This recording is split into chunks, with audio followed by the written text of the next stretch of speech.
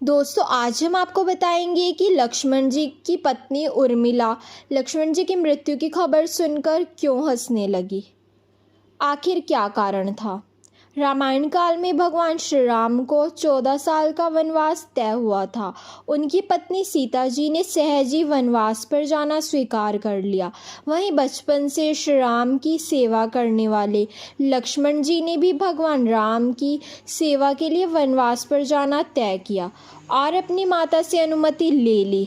तभी वह संकोच करते हुए अपनी पत्नी उर्मिला के कक्ष की ओर बढ़ रहे थे कि माता से तो मैंने आशीर्वाद ले लिया, लेकिन अब उर्मिला से कैसे आज्ञा लूँ, कैसे मैं उसे समझाऊंगा, उससे क्या कहूँगा। तभी वो उर्मिला के कक्ष में पहुँचे। वहाँ उन्होंने देखा कि उर्मिला आरती की थाल लिए हुए खड़ी है। उर्मिला लक्ष्मण जी से कहती है कि आप मेरी चिंता मत कीजिए, आप अपने भ्राता की सेवा करिए, क्योंकि सबसे बड़ा धर्म है कि आपकी सेवा में कोई बाधा ना आए, इसलिए मैं आपके साथ चलने की जिद नहीं करूँगी। यह सुनकर लक्ष्मण जी प्रसन्न हुए। कहा कि तुमने तो मेरा सारा संकोच ही दूर कर दिया। इसी के साथ उर्मिला ने एक दीपक जलाया और कहा कि मेरे नाथ के सांसों को कभी बुझने मत देना। इसके बाद भगवान राम, माता सीता सहित लक्ष्मण जी 14 साल के लिए वन में वास करने के लिए चले गए। उनके पीछे उर्मिला एक तपस्वी की भांति अपना जीवन व्यतीत करने लगी। बता दें कि उर्मिला भी 14 वर्षों के लिए नींद में चली गई।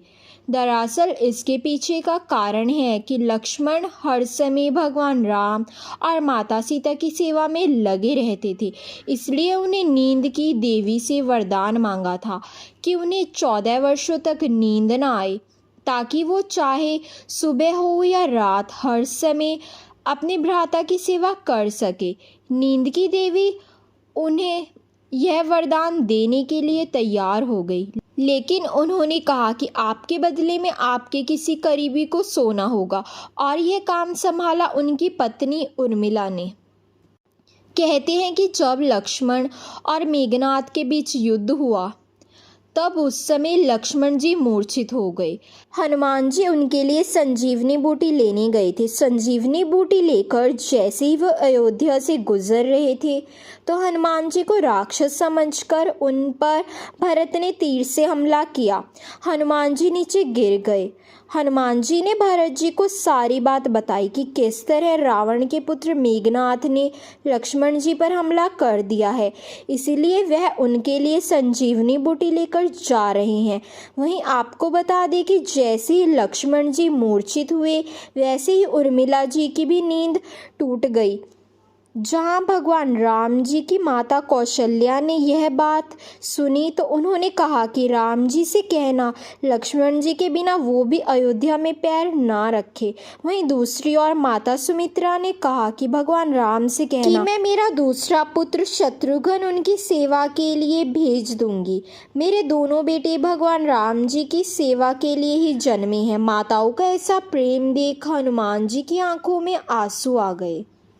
वहीं जब हनुमान जी ने उर्मिला को देखा, वो चुपचाप खड़ी थी। जब हनुमान जी ने उनसे पूछा कि क्या उन्हें अपने पति की चिंता नहीं हो रही, तब उन्होंने कहा, हे हनुमान जी, मैं भला क्यों चिंता करूं? मेरा दीपक अभी भी संकट में नहीं है। मेरे स्वामी कैसे संकट में हो सकते हैं? और वे हंसते हंसते वहां से चली गई। जब हनुमान जी संजीवनी बूटी लेकर वापस लंका गए थे, तो संजीवनी बूटी से वह एकदम ही ठीक हो गए थे। तो वहीं उर्मिला जी भी अपने भवन में जाकर सो गई थी। रावण को हराने के बाद भगवान राम, माता सीता समेत अयोध्या वापस गए। उन्होंने वहां कई वर्षों तक अयोध्या में राज किया। तभी एक समय उपरांत अयोध्या में काल के देवता भगवान श्री राम से मिलने आए।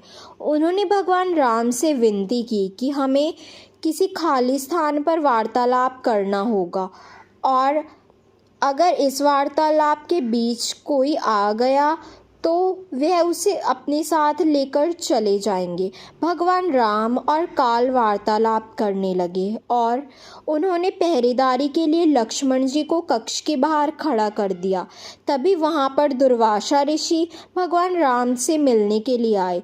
लक्ष्मण जी ने जब उन्हें रोकना चाहा, उन्होंने कहा, मुझे भगवान राम से मिलने दो, नहीं तो मैं पूरी अयोध्या नगरी और उनके पूरे वंश को श्राप दे दूंगा। अयोध्या को उनके श्राप से बचाने के लिए लक्ष्मण जी स्वयं उस कक्ष में प्रवेश कर गए। तब उन्होंने देखा कि भगवान राम काल जी से वार्तालाप कर रहे हैं। काल वहाँ से अचानक गायब हो गया। उसके बाद भगवान श्री राम ने ना चाहते हुए भी अपने भाई लक्ष्मण को राज्य से निष्कासित कर दिया। राज्य से निष्कासित करना मतलब कि अपना देह त्याग करना। ऐसे में लक्ष्मण जी ने स्वयं अपना देह त्याग कर दिया और जब यह बात उर्मिला को पता चली तो वह ज़ोर ज़ोर से हंसने लगी और बोली कि मेरे पति ने हमेशा ही अपने धर्म का पालन किया है। उनके लिए उनके भ्राता और माता सीता दोनों ही पूजनीय रहे हैं और आज अयोध्या वासियों और अपने वंश को बचाने के लिए उन्होंने अपने ऊपर सबसे बड़ा दोष ग्रहण किया और अपने देह का त्याग कर दिया।